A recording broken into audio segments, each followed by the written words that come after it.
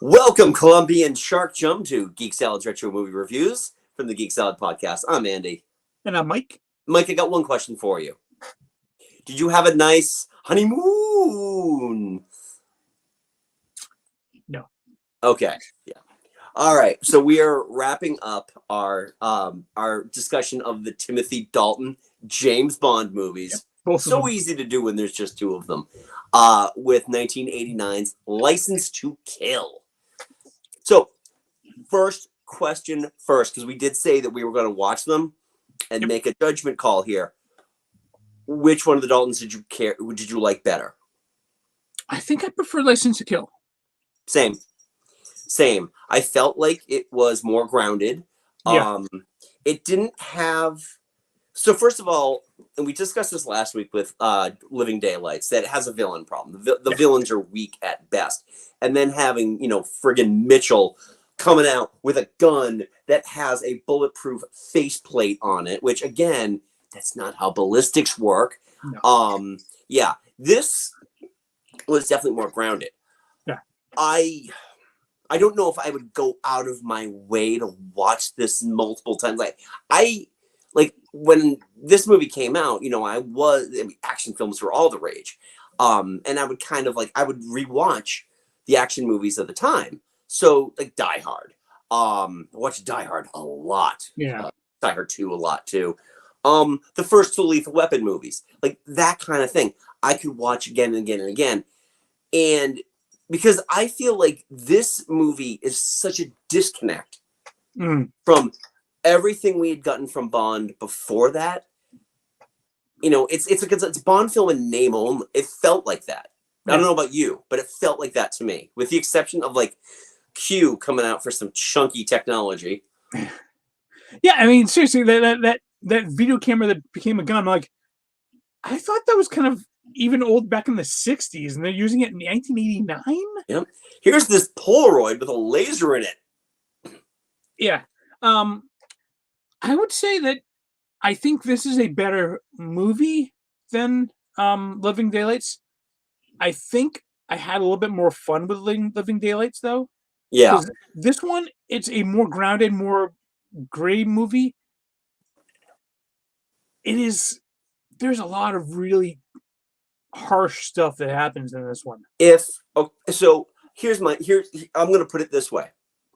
If Q wasn't in this movie, and God bless Timothy Dalton for getting Desmond Llewellyn more screen time. Yeah. I feel like this, it didn't even feel like Bond. He felt more like Bond in the Living Daylights. Yeah. This one is kind of like the Dark Knight to the Living Daylights Iron Man. Yeah. Better movie. I think I'd prefer watching the other one. Mm-hmm. Yep. It's weird. It really is. Yeah. Dalton is still great. I would have loved to see what a third movie would have brought, but don't kid yourself. If this movie had done better and they got a third movie out of it, there would have been an invisible car before the Brosnan invisible car. You know this to be true. I don't know if they would have, mainly because of restriction of technology. Wheedle their way around that. It would have been the 90s after all. Give me 1 second here. Yeah. You can keep talking. Oh, I will keep talking. Trust me, I will keep talking. I mean, the weird thing with this movie was that the opening, the pre-title sequence was all just, we got to get Felix to his wedding, and there's a threat from a Colombian drug lord. It's weird that it is more connected. Yeah. Like, because it usually, there are certain things that maybe like they tangentially connect at the beginning. Well, like with the Living Daylights, like they had that guy hunting down the British spies, and then you had that all spies must die, or however they called it. Yeah. So that was introduced in there, but it wasn't like a direct lead up in a sense. Right. And we get Felix Leiter back. We haven't seen Felix Leiter since Live and Let Die. Same actor. Yeah. And also the woman who replaced God, why can't I think of her name now, from Three's Company? Suzanne Summers, the Oh. woman who replaced Suzanne Summers on Three's Company, was his bride. Oh, okay. Yeah, I think Pamela Stevenson. I have IMDb up, so let me take. I've got the Wikipedia up here. Okay, Priscilla Barnes. Priscilla Barnes. Okay, if you know Priscilla Barnes from anything somewhat recently in the last 25, 27 years, she was the three-nippled fortune teller in Mallrats. Oh, okay, yeah. So, yep. So I mean, it's just the dynamic of Bond and Felix's bride was really like I wanted, if there was history there, I would have loved for them to have explored that history because they seemed really, really close. But she didn't know that he was married before, which is just kind of like a throwaway line that Felix had, even though he's. I mean, given where his marriage was, Yeah. and given the fact that his marriage lasted about as long as Felix's did, I get that he probably wouldn't want to bring it up too much. Yeah. Might be mistaken, by the way, on the Priscilla Barnes was the fortune teller in Mallrats. Sorry, I went down the IMDb rabbit hole here, and if I need to correct myself if this is actually a thing that I need to correct myself on. 95. Yep, nope. She was in Mallrats. It's her. Yep. But I don't know. It's just like the whole wedding thing was like, it was okay, but who did he feel worse for? For Delia or for Felix? Because, I mean, Felix was always kind of more of at this point, was more of a thorn in Bond's side, as the American counterpart. Yeah. I mean, there was always a bit of respect for them between the two, though. Right, but not best man at your wedding type of respect, though. No, maybe not. Yeah. And I also love the fact that, hey, they bring in Sharky. I have never seen Sharky before. They have never mentioned him before, but he's best buddies. Yep. Cool. Exactly. With everybody. They did a terrible job setting up characters that we're supposed to care for in this movie. Yeah, Sharky he's just kind of like, he follows Bond around until he dies. And then the one thing that they did cut, like not even for the rating, one of the things they did cut is when, they kill, they show that they've killed Sharky. And the wetsuit guy's coming out and he's laughing, and Bond grabs a harpoon gun and just like, this is for Sharky, and he hits him and he, drowns the guy. That was followed with a laugh. Like, he laughed after he killed them. And they were like, oh no, we can't do that. I can see why. Yeah. And that's the thing, is like this movie, it introduced characters that were only there to be killed off and give Bond more motivation. More, yeah, exactly. It's like, I don't know what your relationship with them. Yeah, I don't know what your relationship with the Lethal Weapon series is. All right, so Lethal Weapon 2. One of the reasons why Riggs is able to kind of justify going all in on the pro-apartheid South Africans is that they kill like all the members of the police force that are on the case. They kill his girlfriend, and it's just this cacophony of just one killing after another, and it makes a lot of sense. And that movie came out coincidentally in 1989. 1980. So I brought this up last week when we were watching these things, that in the 80s there were 4 what I would call god tier summer movie seasons. 1982, 1984, 1987, and 1989. Only the Dalton movies got released in those 2 years. I mean, and you think about its competition. 1989 for License to Kill, Batman, Indiana Jones and the Last Crusade, Lethal Weapon 2, Honey, I Shrunk the Kids. Sorry, I was just looking up when the women in refrigerator syndrome was kicked off, and that wasn't until 1994 or so. Yeah, no, the Kyle Rayner thing. Yeah, no, Yeah, that's but that's pretty much what was happening here. It's like, hey, this character is getting introduced, a really good friend. Oh, dead. Bond has got to go revenge them. Yeah. And that's the thing with this movie, that there's so much revenging going on. UHF starring Weird Al. Yes, 1989 for Weird Al. I apologize, folks, if I cough throughout. I have it's going through the second bout of allergies that have sunk down to my throat and lungs. So yeah, and allergies are real bad right now. Yeah, it sucks. It absolutely sucks. So my apologies. If I hit mute, which I almost never do, it'll be because I am gagging. But yeah, you know what really kind of pissed me off about this movie was that, and this is based on my remembering of seeing this movie, was I thought Everett McGill was in a lot more of this movie. Everett McGill was the crooked cop that turned, that went to Sanchez and told him about where Leiter was, and the $2 million and all that, and it's like he got knocked off in the first half hour of this long movie. Yeah, it's a long one, isn't it? It not only is it long, it feels longer. Which it's 2 hours 13 minutes. It's a major point of contention I have with this era of Bond. The more movies were like that too. It's like, okay, we could have probably cut 20 minutes out of this thing. Oh, easy. And even still, I've sat through 2 hour, 15-minute movies that breeze by. Yeah. And this was just like, I mean, it's one of my biggest complaints on Bond movies I like, is that sometimes they just go on too long. You feel that length. Let's talk about some of these villains, shall we? We've got Sanchez, played by notable Hispanic actor Robert Davi. The very next year, Kurt, Everett McGill went on to do Twin Peaks. Twin Peaks was 1990? 1990. For some reason, I thought it was late 80s. No, it was the spring of my senior year of high school. It was all the rage.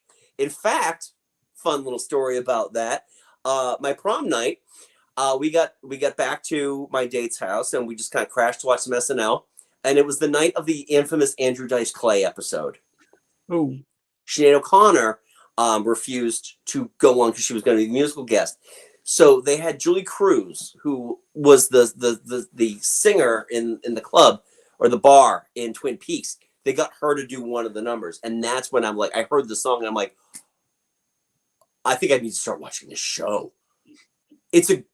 Season 1 is all killer, no filler. Season 2 is just like, why am I doing this to myself? What about that revival that they did? I didn't watch that.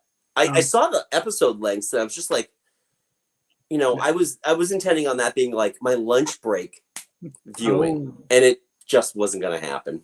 Right. Yeah. Anywho, yeah. So, Sanchez, played by notable Hispanic actor Robert Davi. Yeah. Last time you saw him, well, actually, the last time you saw him in a movie prior to this was when he was Agent Johnson. No, the other one in Die Hard, and the Agent Johnson is also in this movie as Miami FBI agent. Yeah. Actually, I was wanting to have more of him in the movie too, because I liked him actually. Yeah, he was interesting. In the 80s, you got your one, there are legitimately 2 black people in this entire movie. Sharky, your big one, and then you get the little one who's more soft spoken. That's where I remember you can't Robert. Do this. I was trying to remember where I remember Robert Davi from more like most, and he was Jake Fratelli in the Goonies. Yes, exactly, and that's the thing. Also, is that I remember singing Italian, singing opera. Yeah. So, what is it? All right, excuse me 1 second. I have to mute my camera because my cat has decided to get. So, a little Yep. bit of a behind the scenes here. I do my half of this on an iPad that's sitting on top of the long end of an Amazon box, propped up by an Atari controller. Yes. Yes, exactly. It's as magical as it sounds. And my cat has just decided to walk up to it and go like, my Oh, apologies. so Let's continue. sad.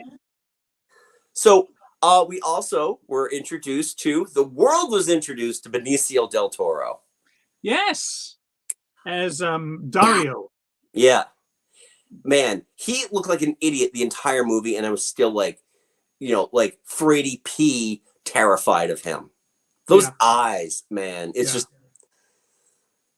I mean, now they're like, now he looks like he's sleepy, but he'd still stab you in the gut as soon as he pulled you in for a hug. But yeah. He was creepy in there, but for like his last words before all the screams being, "You're dead." Clearly she isn't dead, and clearly she's got a gun on you. Right. I'm fairly certain he was still learning English at the time. Okay. Yeah. Sense. And then you got Anthony Zerbe. Who I only remember because he's been mentioned in so many MST3K episodes. Excuse me. I'm just wondering how much at auction his balloon face went for. Yeah. Milton Crest, who essentially is just like rich white dude who's got too much blow and too many guns and not enough people around him saying no. Benicio was actually first introduced in Miami Vice in 1987. Fitting. That is absolutely fitting because this entire movie feels like a Miami Vice episode with Bond. Yeah. That's both Crockett and Tubbs. More Crockett than Tubbs, though. Oh, absolutely. Everyone. I even think Tubbs wanted to be Crockett. I mean, it's. Yeah. It's like that line in 30 Rock about Tracy having his black people club. It's like, what about Philip Michael Thomas? Oh man. Oh yeah, we saw him. Oh no, we don't invite him to those. Yeah, Anthony Zerbe is just, he's just like that sniveling, like Brian James. I don't know if you're familiar with Brian James. Brian James is a character actor. You're not a fan of Blade Runner because he was one of the replicants in Blade Runner. He was in a movie around this time, directed by Sam Raimi, called Crime Wave. I've heard of it. Never watched it. I guarantee if you go search, it might be on Tubi or Crackle. And it's aged horrifically. But it's one of those movies I used to watch all the time. And it's like I would evangelize for this movie. Byron James. Yeah, you did the same thing for Hudson Hawk. Here's how well I reacted to that. Yeah. Anthony Zerbe's character in this is a lot like how Brian James would present himself. That just kind of like weaselly dude that just like, you know that he doesn't smell good. Just always making eyes at the boss's love interest, but never with the courage to actually do anything about it. Oh yeah, exactly. Total. Just gotta be like always there and trying to touch him when you shouldn't hit. Oh God! I just thank God that there wasn't one scene of him coming out to find out what the ruckus was, and just like a silk like bathrobe and just a Speedo, because that's the kind of thing with like that bulbous, vast, doughy midsection. Just yeah. That's now you've got me thinking about Anthony Zerbe in a Speedo. Go. Oh, the feels this movie has. All right, shall we move on to the Bond girls? Yeah. All right. Let's just start off. Talicia Soto is a terrible actress. Yeah. I kind of cast out most of the memories of the Mortal Kombat movies. Oh, she's Katana in those. Katana. Yeah, she plays Katana in those. I don't remember. Honestly, I don't remember anybody being good in that. Well, no. Yeah, don't even try to tell me that Christopher Lambert is a great actor. I wouldn't even think to say that. Exactly. But Talicia Soto, she's just like, what's your point? I'm honestly amazed she survived the entire movie. Legitimately amazed she survived that movie. And not only did she survive the movie, but she, like, I think she got the mansion at the end. Yeah, she got the mansion at the end, and I think she probably hooked up with El Presidente. Who was already kind of sleazy. Well, he was in the thrall of I want to say Castro, and I know that's wrong now. Damn it, Robert Davi. Yeah. Sanchez. Yeah. Because of course they didn't bother to go any further with a better Hispanic name for a drug lord than Sanchez. As was Wayne Newton. Oh my God. I was The like, firebrand electricity that is Wayne Newton. yeah, I was like watching. I was like, that's not. Holy shit! It is. Ooh. It's funny because when you look at Wayne Newton, just seeing a picture of Wayne Newton, you don't think that's the guy who sang Danke Shane. Yeah. And then when you hear him talk, you're like, oh, I totally see it now. Bless your heart. Oh my God. It's just like, and I know it was like, all right, well, what are we going to do with this movie? We're going to take this movie, we're going to move it into it. We're going to go with the action adventure that the kids love. But what else can we do? Televangelists are hot right now. Boom, do that. And let's have Wayne Newton play a really sleazy televangelist who works for a drug dealer. Right, exactly. Well, you have to have the stories like tie up together. Yeah. All right, and then you got Carrie Lowell, who was ridiculously attractive in this movie. Yeah, and I think you and I both differ on the version that we liked. So I prefer the bar Pam Bouvier with the with the longer hair, the denim vest. Just like she stepped out of a cologne ad from that era. Ooh. I prefer the pixie cut and the slinky dress. Yeah. Oh yeah. I think because I have so many memories of her on Law and Order, it's just like I gotta go. That's what she looks like with long hair. Bravo, madam. Bravo. I've never seen a single episode of Law and Order. So, okay. I don't know, maybe I've seen half of one because I think John probably showed me one. Okay. I do. You know what? I think I may have texted you on this when I watched this. I watched License to Kill last week, but I'm like, how did balls on these people? It's kind of like dowdying up Moneypenny in this one. It's the same hotter than everybody else Moneypenny from Living Daylights, but then they are like, okay, put her hair up, put her in thicker glasses. That'll make her ugly. That'll make her undesirable to anyone. And she worries so much about Bond, she sends Q down to help him. Oh, sorry. Yeah, that's okay. I got the same message. Yep. So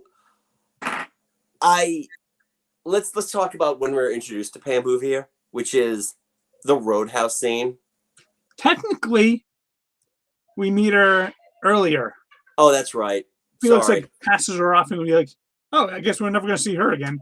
Yep. And then she turns out to be a Bond girl. So, okay. Right, exactly. It's weird because Roadhouse, also released in 1989. Actually, was it 89 or 88? Look that up. I want to say it was 89, but it could have been 88. But you can say the same thing for both movies. His name is Dalton. 80 what? 89. 89. Wow. His name is Dalton. Because, Patrick Swayze was Dalton, then Timothy Dalton. Yeah. I was watching the Joe Blow review of this movie, and they took the fight scenes from this movie. Thank you, Kurt. Roadhouse 89. They were taking clips from the License to Kill bar fight and the Roadhouse bar fight, and they intermingled them together. And I'm like, wait a second, I think Terry Funk was in this movie. Oh no, all right, nope, that's Roadhouse. Never mind. The hardcore legend. Nope, never mind. Get over here, Patrick Swayze. I'm gonna put a whipping on you, you son of a bitch. Now I really want to see that movie. I have never seen Roadhouse. No. I don't mean that Roadhouse. Oh, you want to see Terry Funk yelling at James Bond? Bond, I'm gonna whoop you like a trained dog, you son of a bitch. Yep. That's what I want to see.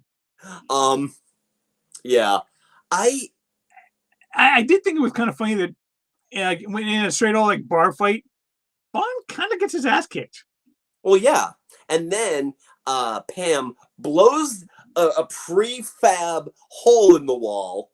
It's like, No look at that shotgun's going to shotgun, do that. bam, and it's just literally there's some PA standing behind that wall, just yank Yeah, there's no way a shotgun's going to make a hole that exact. perfectly. That is about as realistic as watching Bugs Bunny run through a wall And leave a perfect and hole. leave the perfect shape, ear and all.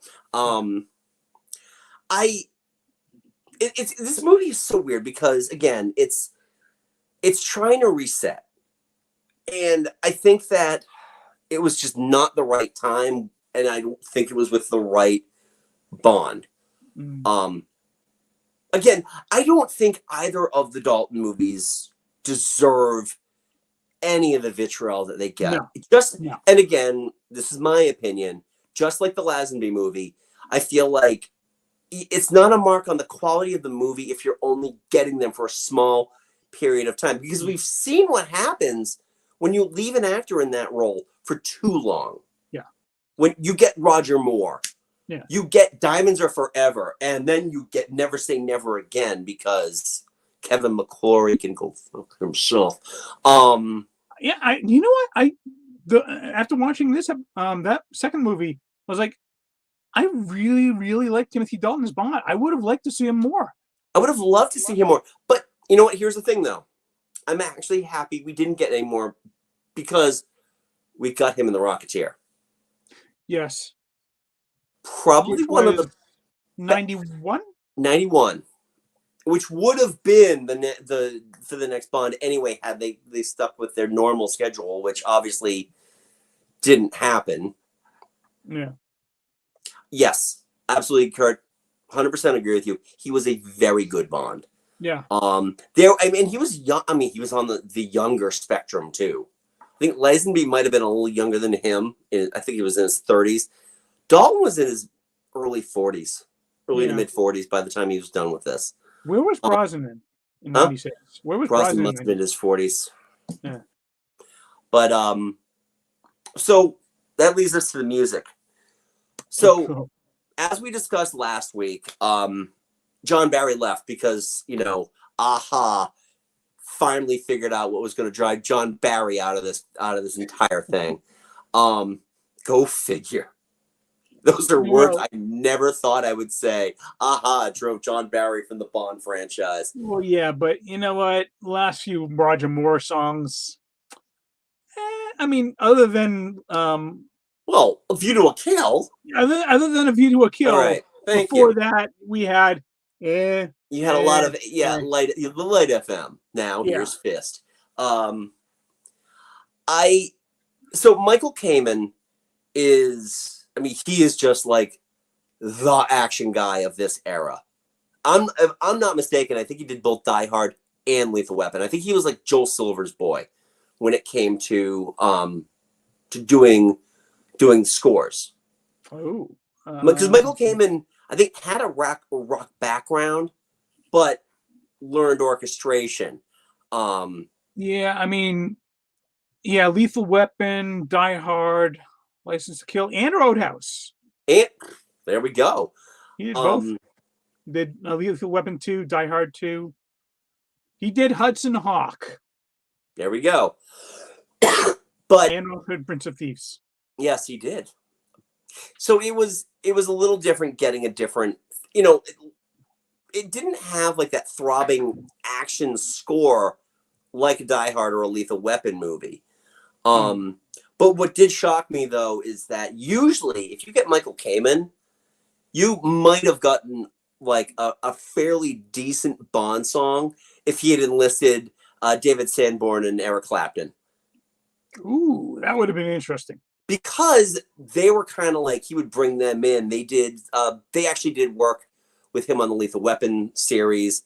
Because he's a rock guy, he can bring other people in. Yeah. I mean, hell, we could have gotten Bryan Adams at this point. He was like 2 years outside of his thing. But no.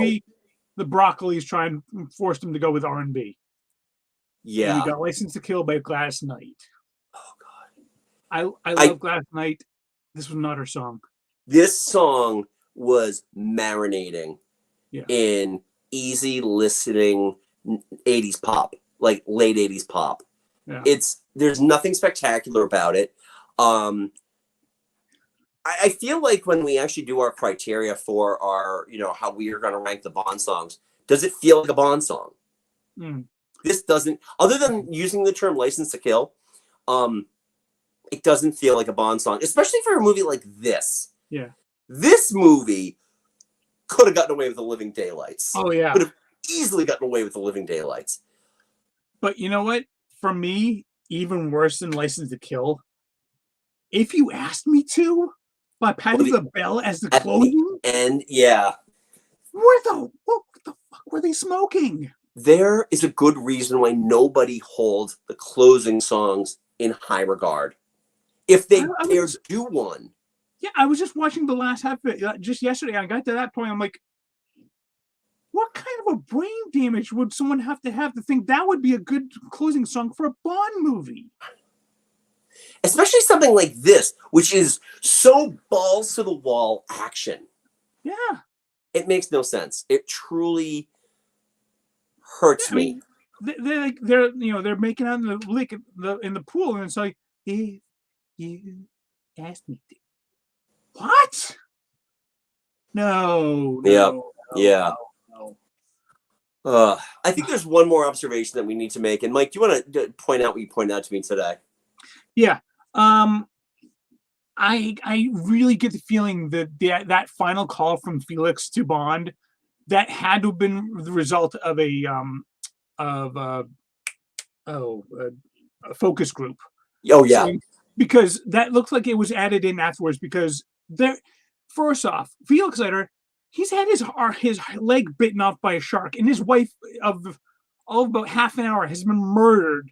It's just like, hey, Bond, great to talk to you again. I'm feeling great. I'm gonna get out of here soon. It's like I wouldn't been one bit shocked if like there's a nurse walking out with like a little bit of ass cheek just hanging out of her, her way too short for regulation skirt. I'm like, how much morphine do they have him on right now? I'm like, oh, seriously? I mean, yeah, I almost lost my arm. I've been forced into retirement now. I don't have a leg. I can't be part of the. But even worse than that, though, is like, hey, M just called. He wants to know when you can get back into service. I'm like, Bond went rogue. They shot at him, and the last time we saw M on screen, he was saying, we can't. We've got to stop him. We can't let him continue. Right. Now, can't wait till you get back. You killed an international drug smuggler, so everything's hunky dory now. Well, like, maybe. Well, if you want to feed into the name of James Bond is just a designation, then it's entirely possible that he goes to meet M and M has him murdered, because we never see Timothy Dalton again. Yeah. Of course, that's also the last time we see what's his name is M as well. Yeah, the other guy who replaced the original M. Yeah, Robert Brown. Yeah. Yeah. Because next time we see M, it is the Dame Judi Dench. Yes. Judi Dench. Exactly. So that's why it is kind of like, for me, this is kind of like the end of the old school Bond. Right. And Pierce Brosnan is kind of like the beginning of the new modern Bond era type thing. And it's really more Judi Dench taking over. So, all right. So my parting thoughts on this movie are, I feel like if this were made in the Craig era, nobody would bat an eyelash. Nobody would say a word about it, because it would have fit. Daniel Craig could have pulled this off. Yeah. Because I would have still felt like we were watching his Bond do this. Whereas, again, I didn't feel like Dalton was Bond in this more so than he was Bond in The Living Daylights. Yeah. Yeah, I completely buy that. I like Timothy Dalton a lot, but it just felt like they were trying to do something different with him. But it felt like they were trying to do something different just for the sake of doing something different. Mm-hmm. Really didn't suit the character very well, I thought. Yeah, it was like trying to go back to like we're just gonna try to genreize this like they did with the later Moore movies, Yeah. Bond in I mean, Space or something. hell, Um, there were a couple of Sean Connery Bond movies where he was like threatening to go rogue, and so like M was like, "Oh, take a few days off." Wink, wink. yeah, exactly. I think that would have worked better in this one, but no, they Go wanted to be straighten all out gritty. that tennis elbow, chap. Yes. Why do you kill that terrorist? Sanchez, Yes. drug dealer Sanchez. Yeah, I did like Bouvier when she was like, there's more to it than just your revenge. Yeah, When she was actually calling Bond out. I really like yeah. that part. Um, Oh yeah, and what- it all goes well until the ninja get involved. oh my god. So Speaking of Princess Katana, yeah, we got Shang Tsung, the actor that played please. Shang Tsung, was Okay. the Asian guy that Oh, was gonna turn on him. Was gonna like the oh, CIA cover. oh. Okay. All right. Same Sorry. actor. Ah. Um. Yeah. Can we talk a little bit about like the so totally not drug dealer, Japanese businessmen that they brought in? Yeah, that whole thing just didn't make any It's sense. just, oh my god, exactly. Here's your $100 million worth of cocaine that we have stored in volatile gasoline. Ain't nothing gonna happen here. I just I just want to see someone try to put that into their actually gas tank, and then see the person driving behind them is like, whoa, oh. The exhaust. Oh man, I hope they hurry up and make air conditioning standard in all cars in the in the early '90s. Uh, yeah, Yeah, this. I mean, again, it sits. I feel for me, it sits in the middle of yeah, like the Bond entirety. yeah. There Um, are a lot worse ones, and there are shockingly fewer better ones. yeah, and the It's thing in is the also, it's in the it's upper middle tier. yeah. The one thing with this movie is that I never felt, other than maybe the bar fight, nothing felt silly. No, um, even the like the tankard trace at the end wasn't. That was actually kind of cool. Yeah, I I still thought like he's like hanging on the back of the tanker truck. He had these guys with machine guns shooting at him, and he just dodged to the side, and it's like you can't hit him. Seriously, just Yep, one wing, nothing. that's right, folks. It's the mid to late '90s, or '80s rather. Get your Uzis out. They're essentially nothing more than bullet sprinklers. Yeah, every one of the bad guys had Uzis. None of them could even come close to hitting Bond. Every drug dealer in every '80s movie ever. Just these stupid, tiny little things, which I guarantee I don't know shit about guns, but I do know that they probably jam up a lot. Uzis aren't just like just raining death from on high. It's just like, oh come on! It's jamming up. It's not It's even got plot crippling distance. convenient. Yeah. So that's my thoughts on License to Kill. Any thoughts for yourself, sir? Nah, that's pretty much everything for me. All right. It's fine. Yeah, Um, it's fine. I think it gave Tiger Sharks a bad name. That's not how sharks work, folks.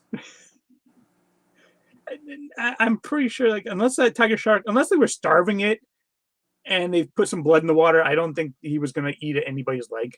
Right. Yeah. But anyway, that's License to Kill. So we leave it to you now. What are your thoughts on License to Kill? Leave a polite comment below. If this is your first time watching, hey, welcome. Don't forget to subscribe, give this video a thumbs up, and share with your friends. It's going to be a while till we get another Bond movie. So usually Most places will do their Bond stuff when a new movie comes out. Not us. We still haven't seen the last Bond movie, which is coming to Epix next month. Yay. Thank God. So, looking forward to that. So, also, Mike and I host a little podcast called Geek Salad. You can check that out wherever you get your podcast, which is Google Podcast, Stitcher, Spotify, or iTunes.